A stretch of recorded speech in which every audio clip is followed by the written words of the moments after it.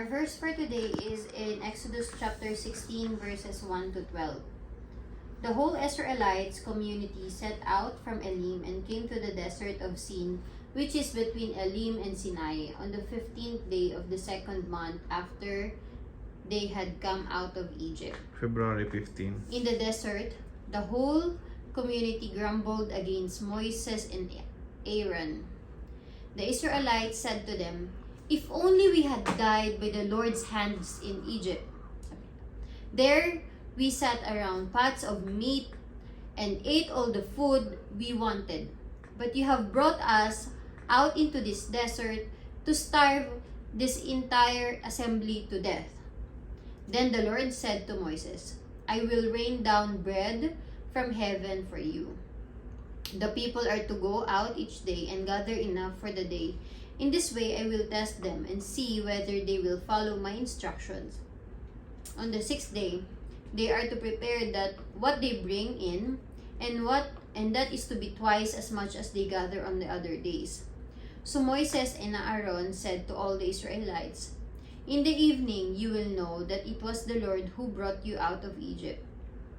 And in the morning you will see the glory of the Lord, because he has heard your grumbling against him.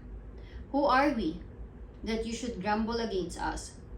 Moses also said, "You will know that it was the Lord when he gives you meat to eat in the evening and all the bread you want in the morning, because he has heard your grumbling against him.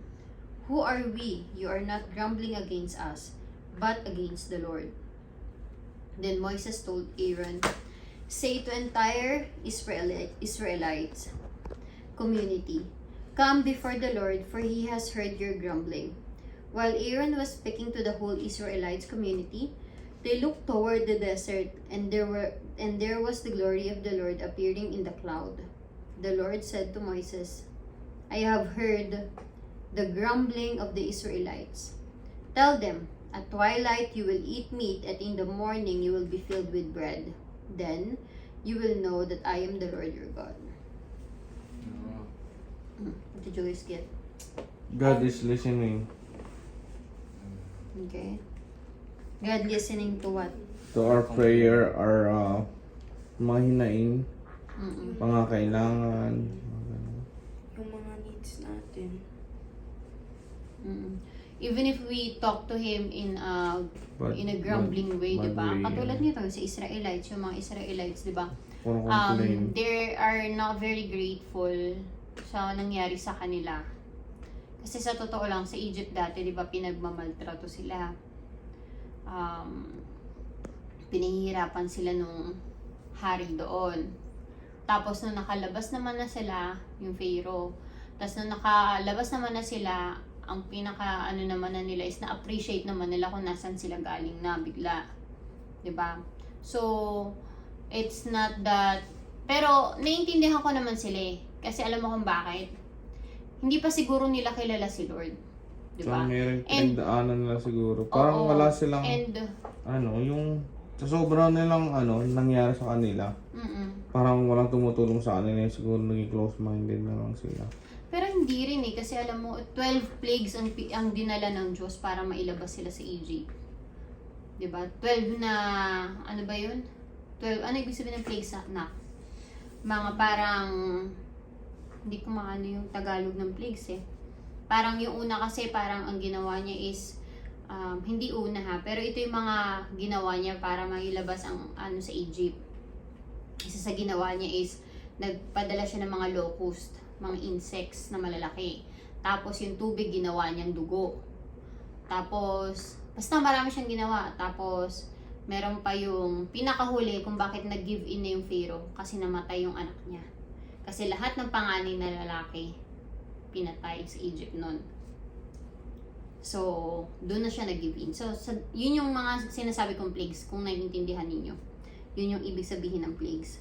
So pero siguro hindi sapat sa Israelite yung mga nakita nilang ginawa ng Panginoon sa kanila. And ganun din naman tayo minsan, 'di ba? Na out of everything na ginawa sa atin ng Panginoon is nagrereklamo pa rin tayo talaga minsan. 'Di ba? So, and ito naman ang maganda sa Panginoon natin. Kasi, He doesn't want us or He doesn't need us to be perfect. Diba? If we are not good sa pagsasabi sa gusto natin, kung ang way natin ng pagsasalita is yung nakakapanakit tayo ng tao. Kung sa tao natin sasabihin yun, hindi ka papansinin ng tao, magagalit pa sila sa'yo.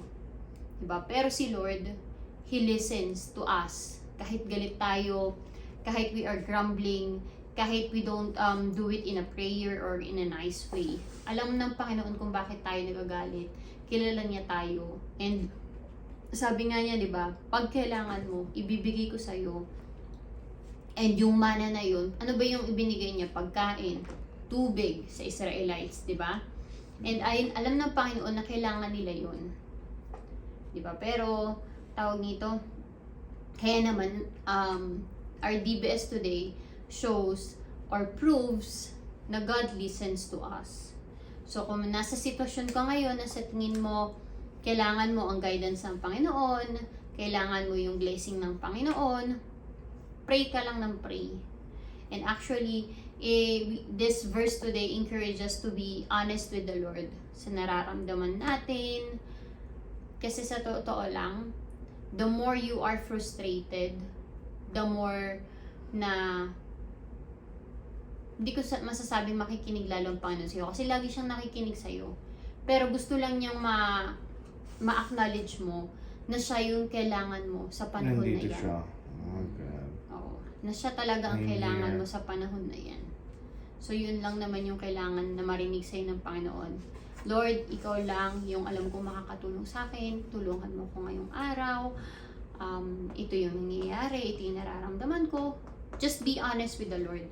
Because ang gusto lang naman niya talaga is magpaka-humble ka, lumapit ka sa Kanya, and He will listen to you. 100%. Sure and proven.